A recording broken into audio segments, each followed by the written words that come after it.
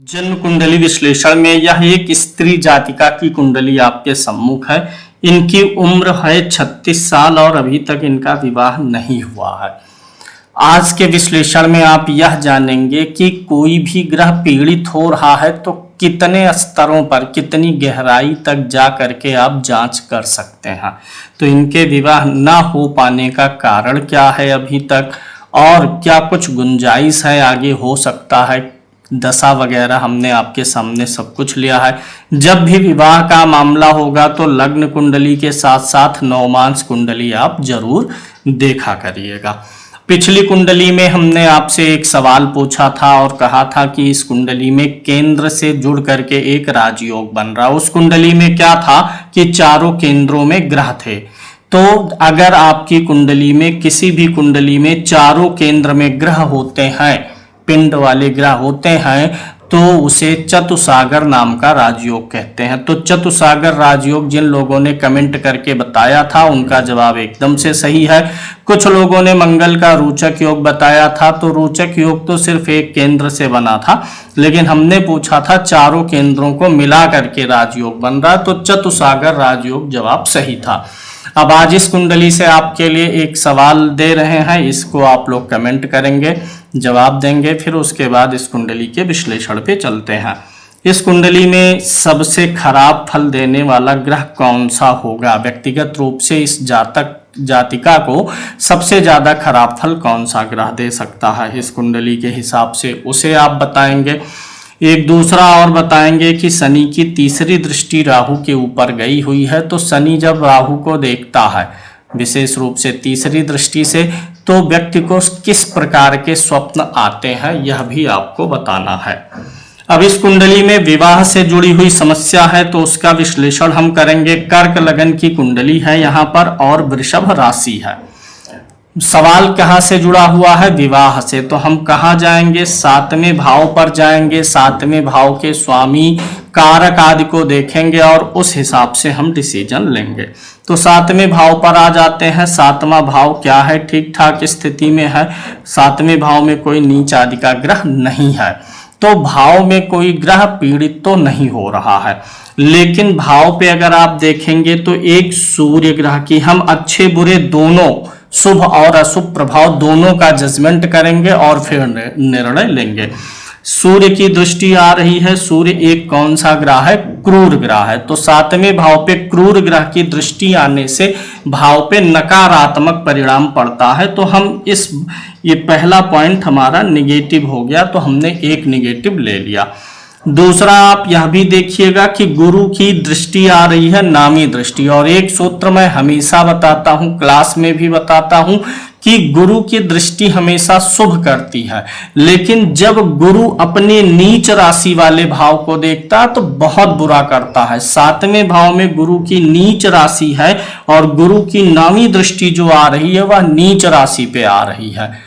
जब भी गुरु उच्च का होके नीच राशि को देखता है तब उतना बुरा नहीं, क्योंकि तब तो खुद उच्च का हो गया है। लेकिन जब भी गुरु की 5वीं या नामी दृष्टि मकर राशि वाले भाव पर जाता है तो उस भाव के सुख को खत्म ही करता है। ये विशेष सूत्र आप लोग याद कर लीजिएगा। तो गुरु की यहाँ पर नामी नीच वाली दृष्टि भी निगेटिव है, तो एक निगेटिव हमने और कर लिया। यानी भाव तो यहाँ पे ठीक था, लेकिन दो अशुभ दृष्टि पड़ गई। सूर्य की जो है दृष्टि क्रूर ग्रह की और गुरु की नीच वाली दृष्टि भाव के लिए अच्छा नहीं करेगी। भाव पाप कर्तरी में भी है। भाव जो 7वां भाव है इसके पीछे भी क्रूर ग्रह है और इसके आगे भी क्रूर ग्रह है। तो किसी भी भाव का पाप कर्तरी में फंस जाना उस भाव से संबंधित सुख को खत्म करता है, बड़ा संताप उत्पन्न करता है उस भाव से संबंधित। तो भाव पाप कर्तरी में हो गया। भाव का स्वामी कौन है? 7वें भाव का स्वामी शनि है और यह शनि कहाँ बैठा है? 6ठे में। और आप जानते हैं किसी भी भाव का स्वामी 6, 8 और 12 में गया हो तो वह खराब कर देता है भाव के फल को। अगर शुभ ग्रह की दृष्टि, विशेष रूप से गुरु की दृष्टि ही काउंट करेंगे, अगर किसी भाव का स्वामी 6ठे, 8वें, 12वें गया है और उस पर गुरु की दृष्टि पड़ गई है तब तो भाव के लिए अच्छा हो जाता है। लेकिन जब गुरु की दृष्टि नहीं पड़ रही है तो भाव के स्वामी का छठे भाव में जाने का पूर्ण असर आ जाता है। तो यहाँ पर सप्तमेश शनि खष्टम भाव में गया है और इसके ऊपर गुरु की दृष्टि नहीं आ रही है। गुरु यहाँ है, गुरु की सातवीं यहीं पड़ जा रही है, तो यहाँ पर गुरु का सपोर्ट नहीं मिला, सप्तमेश छठे में गया। अब एक चीज हमेशा मैंने आपको बताया है, जब भी मैटर विवाह का होगा और स्वास्थ्य का होगा, मारक वगैरह देखेंगे, तो ग्रह का उग्र और तीक्ष्ण नक्षत्र में होना परेशानी ही पैदा करता है। यहाँ पर सातवें भाव का स्वामी है और शनि यहाँ पर देखिए 2 अंश का है। कितने अंश का है? 2 अंश का। किस राशि में? धनु राशि में। अगर ग्रह धनु राशि में 0 अंश से 3 अंश के बीच हो, 3 अंश 20 मिनट के बीच होता है, तो उसे क्या बोलते हैं? विष नवमांश। तो सप्तमेश यहाँ पर छठे में आकर के तो गड़बड़ हुआ ही है, साथ ही साथ वह विष नवमांश में है। और यही नहीं, विवाह के मैटर में आपको नक्षत्र देखना है तो ये मूल नक्षत्र में पड़ा है। उग्र और तीक्ष्ण नक्षत्र में बैठा हुआ ग्रह भाव के सजीव पक्ष की हानि करता है। तो सप्तमेश जो है यहाँ पर बहुत बार पीड़ित हो रहा है। एक तो छठे में जाके पीड़ित हुआ है, दूसरा यह विष नवमांश में है, एक निगेटिव और जुड़ा। नक्षत्र भी इसका जो है मूल नक्षत्र है, यानी कि तीक्ष्ण नक्षत्र में है, ये भी निगेटिव हो चुका है। तो यहाँ पर सप्तम भाव का स्वामी भी काफी पीड़ित होता हुआ नजर आ रहा है। तो इतने निगेटिव फैक्टर बन रहे हैं। अच्छा, विवाह से हमें क्या मिलता है? काम सुख मिलता है, प्रेम मिलता है, एक वैवाहिक जीवन का लब और जो रोमांस है उसका कारक कौन होगा? उसका कारक होता है शुक्र। और इस कुंडली में शुक्र के ऊपर शनि की दृष्टि जा रही है। शुक्र शनि एक साथ हो या शुक्र के ऊपर शनि की दृष्टि हो, शनि जिसको, शनि किस चीज का कारक है? अष्टम भाव। अष्टम भाव मृत्यु का है, अंत का है। तो शनि जिस भी ग्रह को देखता है उसके कारकत्व को खत्म करता है। तो जीवन से प्रेम और रोमांस को भी ये शनि देख रहा है और राहु भी यहां से देख रहा है। तो शुक्र जो प्रेम, वासना, लब, रोमांस का कारक है, उसके ऊपर 2 क्रूर ग्रहों की दृष्टि भी आ चुकी है। तो यहाँ पर शुक्र भी पीड़ित हो रहा है। यानी शुक्र जो है एक जो स्वस्थ अच्छा काम सुख होता है उसे भी बिगाड़ रहा है। तो यहाँ पर शुक्र भी पीड़ित होता हुआ नजर आया है। दूसरी चीज यहाँ पर देखिएगा, जो 7वें भाव का स्वामी शनि है, विवाह भाव का, वह नवमांश कुंडली में देखेंगे तो नीच राशि में बैठा हुआ है। नवमांश कुंडली में सप्तमेश, लगन कुंडली का सप्तमेश नवमांश में नीच का है। और एक चीज और आप देख सकते हैं, क्या देखते हैं कि नवमांश का जो ये चतुर्थ भाव होता है, ये चतुर्थ भाव किसका होता है? सुख। चौथे भाव से क्या देखते हैं? सुख देखते हैं। और नवमांश से क्या देखते हैं? विवाह देखते हैं। तो नवमांश का चौथा भाव क्या हो गया? विवाह का सुख हो गया। अब ये नियम है कि अगर नवमांश के चतुर्थ भाव में शुभ ग्रह का इन्फ्लुएंस नहीं रहेगा, सिर्फ क्रूर ग्रहों का प्रभाव रहेगा, तो विवाह का सुख नहीं मिलता है। बहुत बार अगर लगन कुंडली में ये बुरी स्थितियां ना होती, नवमांश में जो स्थिति है यही रहती, यानी चौथे भाव में क्रूर ग्रह होना, चौथे भाव पर शनि जैसे क्रूर ग्रह की दृष्टि आना, शुभ ग्रह का इन्फ्लुएंस ना होना, ये दर्शाता है कि आपको जीवन में यथोचित प्यार नहीं मिलेगा, उचित, सही और सच्चा प्रेम नहीं मिल पाता है। चाहे वो प्रेमिका हो, प्रेमी हो या पति पत्नी हो, सच्चा प्रेम मिलने के लिए नवमांश के चतुर्थ भाव पे कहीं ना कहीं से क्रूर ग्रह का इन्फ्लुएंस हो, तो साथ ही साथ शुभ ग्रह का भी प्रभाव होना चाहिए। अगर क्रूर ग्रह का प्रभाव नहीं है, सिर्फ शुभ ग्रह का हो, तो सबसे अच्छी स्थिति है। लेकिन क्रूर ग्रह हो भी तो शुभ ग्रह भी आ जाए तो भी अच्छा माना जा सकता है, काम चलाऊं रहता है। तो यहाँ पर गुरु की दृष्टि नहीं है, शुक्र की दृष्टि नहीं है, चंद्रमा भी यहाँ से नहीं देख रहा है।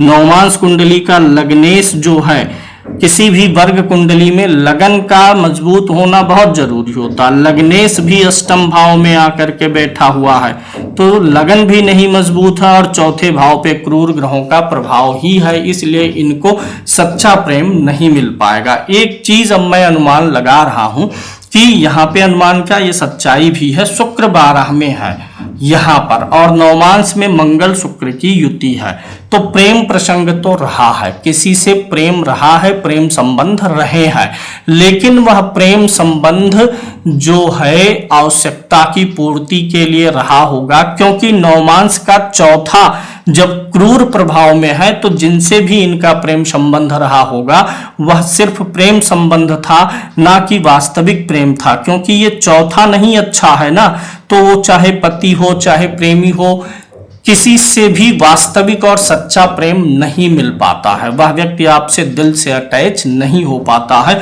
शुक्र यहाँ भी 12 में है, यहाँ पर मंगल शुक्र की युति है, इसीलिए प्रदर्शित हो रहा है कि व्यक्ति के प्रेम प्रसंग थे, अफेयर था और उनसे विवाह की इच्छा भी रही होगी, क्योंकि सप्तमेश शनि और सामने शुक्र है, तो दोनों में एक बन रहा है कि इच्छा रही हो। लेकिन चूंकि इस कुंडली में ही विवाह भाव खूब पीड़ित है, कम नहीं पीड़ित है, बहुत पीड़ित है। शनि के ऊपर ये जो 3 फैक्टर लगे, छठे में जाना, विष्णुमांस में होना, मूल त्रिकोण में होना, आधा कारण तो यही है, 50% से अधिक कारण, और फिर पाप कर्तरी में होना, गुरु की नीच की दृष्टि होना, सूर्य की दृष्टि होना, ये सब मिला के, और नवमांस के चतुर्थ में क्रूर ग्रह की दृष्टि, सप्तमेश का नवमांस में नीच होना, ये सब मिला के 50% होंगे, और सप्तमेश का अकेले पीड़ित हो जाना, ये 50% कारण यहाँ पे बनता हुआ नजर आ रहा है। अच्छे प्रभाव की अगर हम गणना करना चाहें, चूंकि हमको निगेटिव बहुत सारे फैक्टर मिल गए हैं लगन कुंडली में, पॉजिटिव भी ढूंढते हैं। एक तो यहाँ पर बुध की दृष्टि आ गई, एक शुभ ग्रह की दृष्टि आ गई, तो यह पॉजिटिव फैक्टर हो गया। अब अन्य फैक्टर ढूंढते हैं। एक शुभ ग्रह की दृष्टि आ गई, भाव का स्वामी स्वराशि उच्च राशि में नहीं है तो पॉजिटिव फैक्टर नहीं ले सकते। भाव के स्वामी पर शुक्र की दृष्टि है शुभ ग्रह की, यह एक पॉजिटिव फैक्टर ले सकते हैं। इसके अलावा और कोई पॉजिटिव फैक्टर मिलता हुआ नजर नहीं आ रहा है। यहाँ पर अन्य पॉजिटिव फैक्टर भाव के स्वामी पे, एक तो शुभ ग्रह की दृष्टि भाव पे, जबकि ये दोनों चीजें निल हो जा रही हैं इतने सारे निगेटिव के कारण से। नवमांश को भी जब कैलकुलेट करके पॉजिटिव निगेटिव लिखेंगे तो निगेटिव वाले फैक्टर ज्यादा आएंगे, पॉजिटिव सिर्फ यही आएगा कि नवमांश के लगन पे एक शुभ ग्रह की दृष्टि है और दूसरा गुरु की, 2 शुभ ग्रह की दृष्टि लगन पे आ रही है। लेकिन अन्य सारी चीजें जब निगेटिव प्लस इसमें भी लिखेंगे तो यहाँ भी निगेटिव ही बनर विजेता बन के निकल करके आता हुआ दिखाई देगा। तो इस कारण से इनका विवाह अभी तक नहीं हो पाया है। विवाह ना हो पाने का कारण प्रेम प्रसंग भी रहा होगा कि उन्हीं से विवाह के चक्कर में एज इनकी बढ़ती चली गई होगी, और अब चूंकि वो सच्चा प्यार नहीं था, इसमें सच्चे प्यार के मिलने की कोई गुंजाइश नहीं है। दूसरा, शुक्र के ऊपर 2 क्रूर ग्रह की दृष्टि लगन कुंडली में भी है, तो ऐसे व्यक्ति को तब भी सच्चा प्यार नहीं मिलता है। तो इसीलिए बाद में ये विवाह इनका जो कुछ प्रेम प्रसंग रहा होगा नहीं हुआ, विवाह में कन्वर्ट हो पाया, और अब एज काफी अधिक हो चुकी है। अब क्या करेंगे, यहाँ पर जब आपको कमियां पकड़ में आ जाती हैं कि गड़बड़ी कहाँ है, किन ग्रहों से है, तभी तो आप उपाय वगैरह बता सकते हैं। लेकिन जब खराबी बहुत अधिक होती है तो उपाय की कोई गारंटी नहीं, सीधे मना करना चाहिए। इस कुंडली में विवाह ना होने का योग और विवाह प्रतिबंधक योग लागू होते जा रहे हैं, तो विवाह होना मुश्किल है। लेकिन जब आप ऐसा बताते भी हैं हम लोग कि मुश्किल है, तो भी लोग अपनी तरफ से उपाय करना चाहते हैं, क्योंकि अपने हाथ में उपाय ही है। शेष उस उपाय का असर देने वाले जो है नारायण हैं। भगवान श्री कृष्ण ने गीता में कहा, तुम सिर्फ कर्म करो, फल तो देना हमारा तो काम है। तो उपाय क्या कर सकते हैं, एक तो यहाँ पर जो सप्तमेश पीड़ित है इसे सही करना होगा, और स्त्री की कुंडली के लिए पति का कारक गुरु होता है, गुरु को भी सही करना होगा। गुरु सही होगा तो उसकी दृष्टि सही होगी। अब शनि का यहाँ पर उपाय होगा जप वगैरह, शनि विष्णुमांस और मूल नक्षत्र में है, मूल नक्षत्र का भी मंत्र जाप होगा यहाँ पर। तो इन दोनों 3 चीजों गुरु, शनि और मूल नक्षत्र के उपाय से संभावना बन सकती है। विवाह की अगर हम गुंजाइश भी देखना चाहें कब हो सकता है, तो देखिए राहु की महादशा चल रही है दिसंबर 2025 तक जो है यहाँ पर राहु ने गुरु की, ये जो दशा का पीरियड दिया हुआ है ये समाप्ति का दिया हुआ। राहु में मंगल की दशा खत्म हो गई दिसंबर 2024 में, और गुरु की महादशा में गुरु का अंतर चलेगा कहाँ तक, दिसंबर 2025 तक। फिर दिसंबर 2025 के बाद में गुरु में शनि आएगा। गुरु में शनि कब तक चलेगा, 21/12, ध्यान से देखिएगा दशा का फल कैसे निकालते हैं, अभी मैं ढंग से एक्सप्लेन कर रहा हूं, पहले समझ लीजिए। गुरु में शनि की दशा कब से है, 21/12/2025 से 8 फरवरी 2028 तक।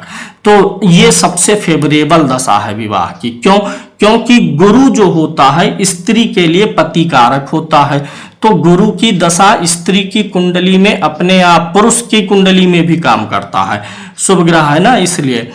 तो गुरु की दशा फेवरेट हो गई। महादशा किसकी हो गई, गुरु की, जो विवाह का समर्थन करता है और उसकी विवाह भाव पर दृष्टि है, तो यहाँ पर भी कुछ असर डाल रहा है। हालांकि जब फलादेश के तौर पे देखेंगे तो गुरु का नकारात्मक प्रभाव है, लेकिन अब गोचर से भी वही असर नहीं देगा। गुरु की महादशा, और सप्तमेश कौन है, शनि है। शनि की अंतरदशा आ जाएगी 21 दिसंबर 2025 के बाद। तो गुरु की महादशा में शनि की अंतरदशा में यानी 21/12/2025 से 8 फरवरी 2028 के बीच का टाइम इनके विवाह का बन रहा है। सबसे फेवरेबल टाइम यही है। इसी बीच में विवाह नहीं होगा तो नहीं हो पाएगा। अभी यह जब वीडियो बन रहा है उस समय गोचर को भी देखेंगे। अभी गुरु का गोचर कहाँ है, यहाँ पर है मिथुन राशि में। जब ये वीडियो बनाया जा रहा है जून 2025 में, तब नवंबर लास्ट तक गुरु कहाँ आ जाएंगे, कर्क राशि में आ जाएंगे। तो जब गुरु यहाँ आएंगे कर्क राशि में, उस समय इनकी गुरु में शनि की अंतरदशा भी शुरू हो जाएगी, और गुरु यहाँ आकर के गोचर से इनके सप्तम भाव पर दृष्टि भी डाल देगा। तो उस समय में विवाह की संभावना यानी 2026 मोटा मोटे तौर पे लीजिए, 2026 में इनके विवाह की सबसे प्रबल संभावना बनती हुई नजर आ रही है। उम्मीद है विषय वस्तु आपको समझ में आया होगा, क्या क्या देखना है।